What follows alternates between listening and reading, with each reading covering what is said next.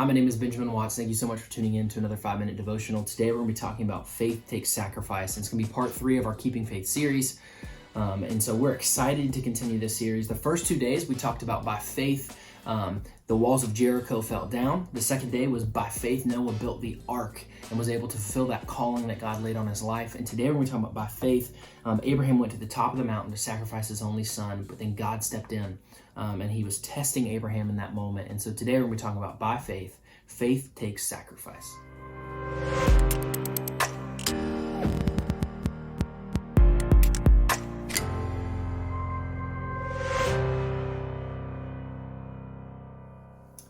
Well, we're going to begin right here in Genesis 22, and we're going to read about half of the chapter. So starting in verse 1, it says, "After these things, God tested Abraham and said to him, 'Abraham,' and he said, 'Here I am.' He said, 'Take your son, your only son Isaac, whom you love, and go to the land of Moriah, and offer him there as a burnt offering on one of the mountains of which I shall tell you.' So Abraham rose early in the morning, saddled his donkey, and took two of his young men with him, and his son Isaac. And he cut the wood for the burnt offering and arose and went to the place of which God had told him." So he immediately answers the call. He immediately shows obedience. "On the third day, Abraham lifted up his eyes and saw the place of afar. Then Abraham said to his young men, 'Stay here with the donkey, and I and the boy will go over there and worship and come again to you.'" And so what I think is interesting here is kind of some foreshadowing of what's to come and kind of this faith. And maybe he didn't mean it. Maybe he was, lying. Maybe he was just saying, "We'll come back to you," because he didn't want his men to worry. But I think it's cool we see that foreshadowing there. And Abraham took the wood of the burnt offering and laid it on Isaac, his son. And he took in his hand the fire and knife. So they went both of them together. And Isaac said to his father, "My father," he said. "Here I am, my son," he said. "Behold the fire and the wood, but where is the lamb for the burnt offering?" And Abraham said, "God will provide for himself the lamb for the burnt offering, my son." So they went both of them together. When they came to the place of which God had told them, Abraham built the altar there and laid the wood in order and bound Isaac his son and laid him on the altar on top of the wood. Then Abraham reached out his hand, took the knife to slaughter his son. But the angel of the Lord came and called to him from heaven and said, "Abraham, Abraham." And he said, "Here I am." He said, "Do not lay your hand on the boy and do nothing to him." Then it later on says that they looked over and there was a ram next to a bushel, and they used the ram to sacrifice. And we just see this beautiful moment of just Abraham willingly ready to sacrifice. I know within our lives, we're not literally going to have God calling on us and saying, "I want you to take your son to the top of the mountain and sacrifice him." Obviously for me, I don't have a son.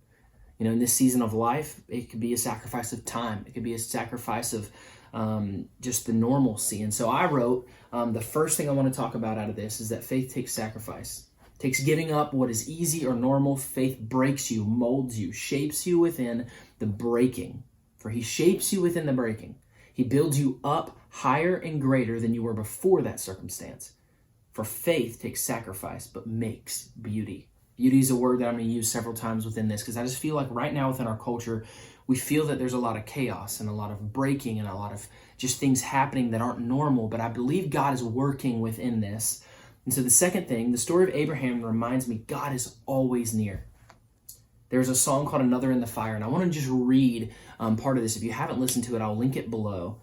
But it says, "There was another in the fire standing next to me. There was another in the waters holding back the seas.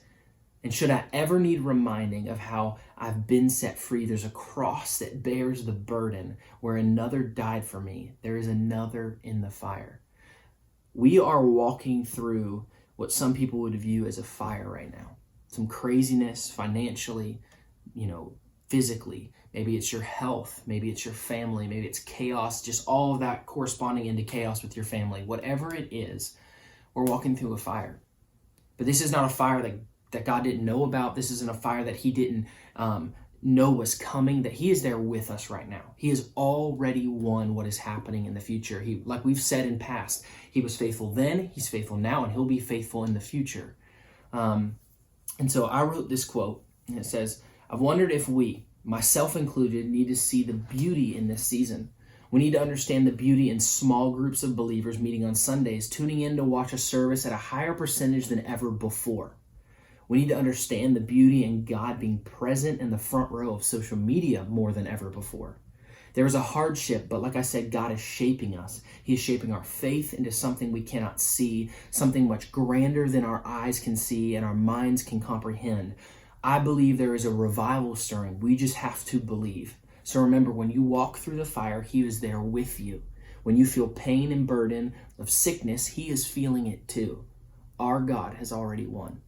I believe that within just the craziness, that God will prevail. I mean, we see right here just this prime example of keeping faith. I mean, Abraham, I can't even imagine just waking up and doing that. And the other beautiful thing that I think I see within this story is how Isaac, just the love that he showed following his father. Beautiful display, just like God and Jesus.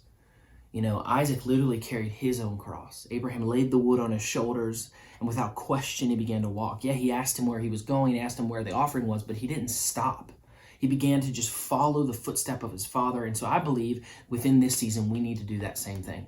We need to follow the footsteps of our Father through the fire, not around, through the fire. They got to the Red Sea, and Moses parted the sea, but with God's will and God's power, they parted that sea and they walked straight through it. And so I believe that we need to walk through it. And I've said this before, but our faith is not, the absence of doubt. Our faith isn't the absence of a circumstance. For when we signed up, when we said, God, I want to have a relationship with you for the end of my life, we decided we were going to walk head first against hell and Satan himself. So I believe that we're fighting right now. So don't give up, don't give in, keep faith. Remember, it's going to take a sacrifice. It's going to take your time. It's going to take normalcy. It's going to take comfortability. It's going to take something out of you this season. For me, it's being trapped in my home. And other things I'm sure are going to pile on with work and all this craziness. But I believe that we need to keep faith. And just remember that faith takes sacrifice. I'll link the song down below. I hope this spoke to you. And I also hope that you have an amazing day. And remember, as always, God bless. I just want to take a moment and say thank you so much for following along. These devotionals have been encouraging to myself and I know many others.